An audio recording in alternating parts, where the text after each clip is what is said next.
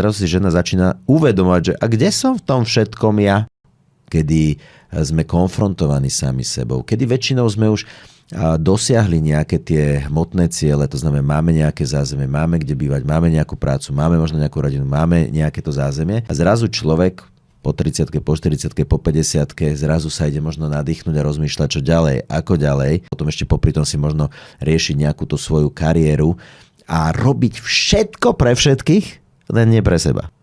A zrazu napríklad deti odídu z domu a tak ďalej. Zrazu si žena začína uvedomovať, že a kde som v tom všetkom ja? No tam vznikajú presne tieto všetky konflikty samej v sebe,